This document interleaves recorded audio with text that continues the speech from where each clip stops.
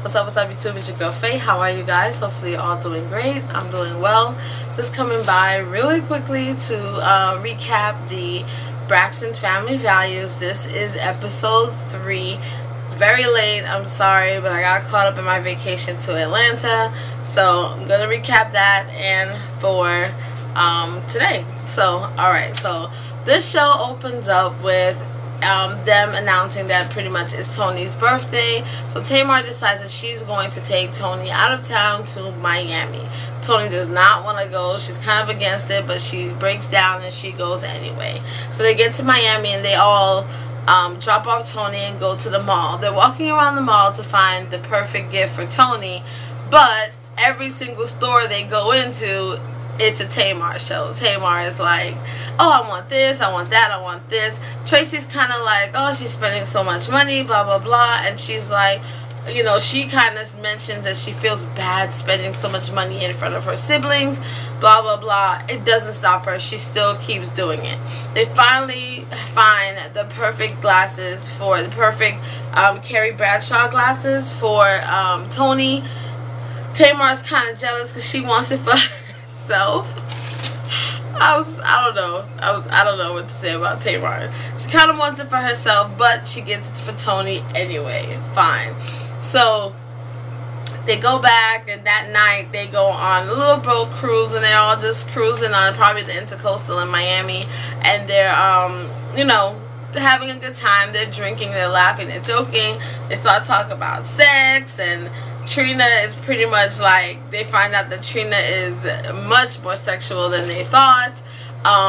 They talk about how she even went as far as to pull down her drawers and show somebody how to masturbate. Okay, yeah. When they said that, my drawers was like, I was so surprised. I've never heard anything like that in my life.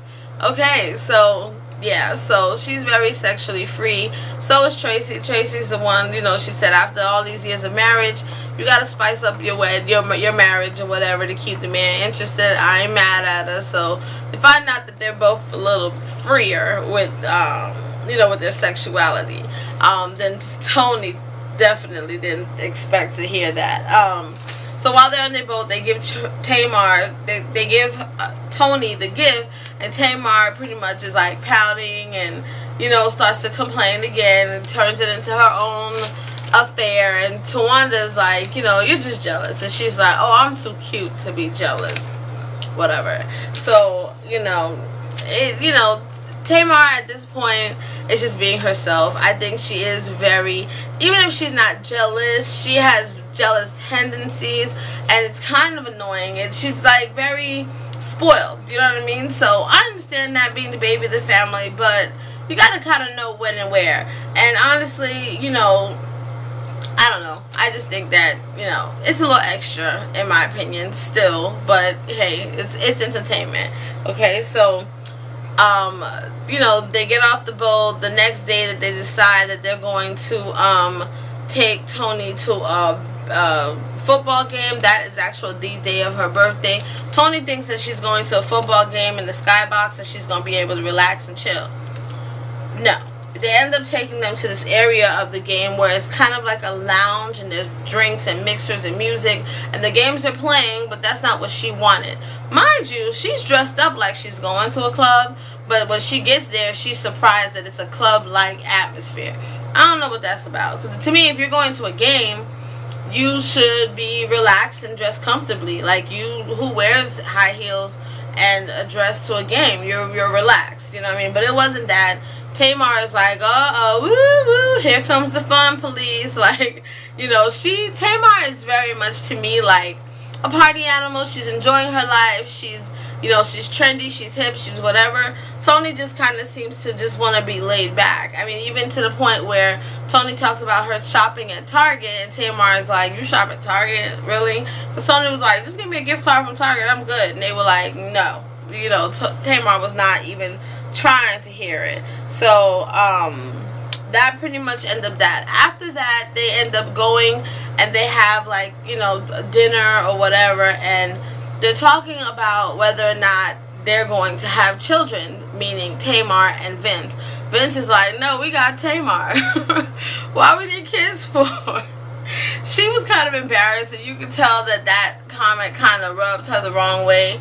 She calls him her boyfriend, husband, friend, or something like that, and she pretty much is like, kids were never really in the equation when they got married. So she said she's not into, she said, you know, she doesn't want to have to choose between her concert and her child's recital, which is what she claims. So I don't know. She, you know, she doesn't seem to want to have children, or even if she does, she doesn't really want to talk about it in front of all of them. So I think her coping mechanism and her way of getting out of that situation is, you know, she starts to talk to them about how Vince is very different, and she has to be up to par, you know, for her husband. And when they weren't really getting what she was trying to say, Vince ended up leaving because he got kind of, he kind of felt the argument coming on.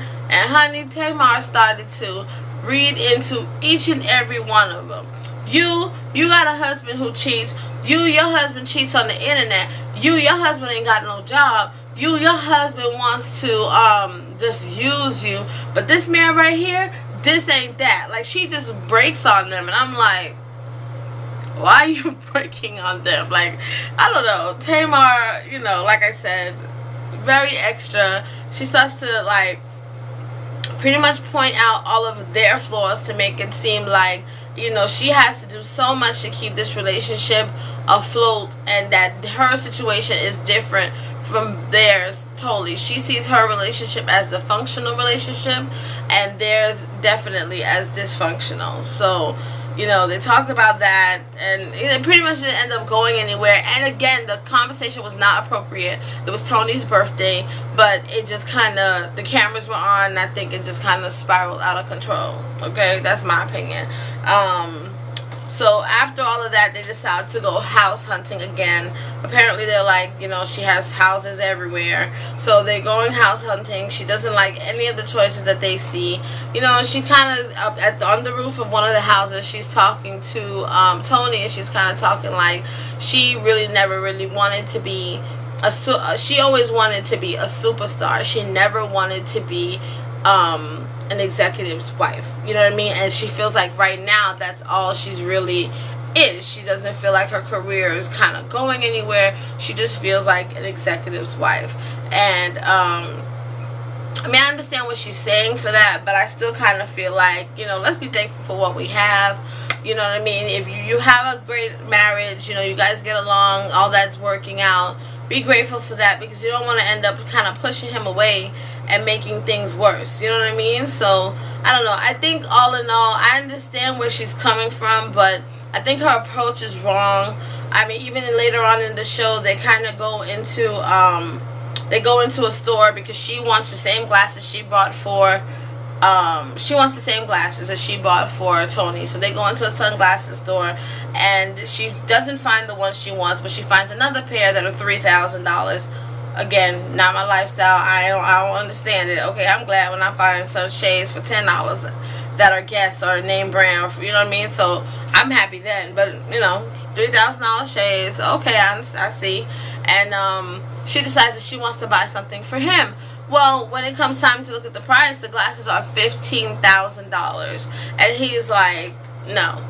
And she's like, why? I want to do something nice for you, blah blah blah blah blah. And he's like, no, I'm not getting $15,000 shades. He's more practical in that sense, which I understand. What if you lose $15,000 shades? Can you return them without a receipt? No, I'm just kidding.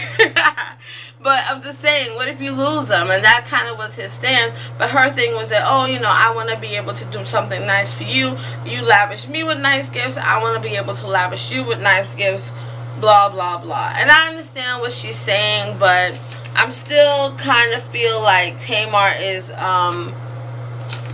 she just needs to deal with what she got, honestly, and live that to the fullest, and then, you know, make it, you know, just deal with it while you can. I don't know. So this show to me kind of was, it was a little bit better. You know, they still argued in the store in the end. I went to say that. They argued in the store in the end, and in the end, you know, they ended up leaving, getting the shades that she wanted and leaving, because she still has not signed that contract that he gave her. And Trina's like caught in the middle once again. And Trina's like, why haven't you signed the contract? Because this contract is going to start off all these things that you are talking about incessantly. This contract will kind of start things going in the right place for you. But she still won't sign the contract, and she's not really explaining why someone won't sign the contract. So kind of, to me, I feel like if this thing is being waved in your face, go ahead and sign it and then see what happens. You know what I mean? But Tamar just wants to complain, pretty much. So that's pretty much how the show ended. To me, like I said, this show was a little bit better. It was a little bit more interesting. It wasn't so serious. It was mostly, you know, Tamar's issues. But it's still picking up for me. I'm still very much interested in the show. This one was a little bit better than last week. So probably about a 4.5, you know what I mean? I haven't gotten that 5 show yet. I'm still waiting on a number 5 show. But so far, it's interesting. It's keeping me going. So hopefully you guys enjoyed, are watching and enjoy the show. Talk to me about it. I really, really enjoy reading your comments and talking to you guys about it. Very much so. So please, let's interact in the comments below. And stay tuned for the recap of episode 4. Alright? Bye.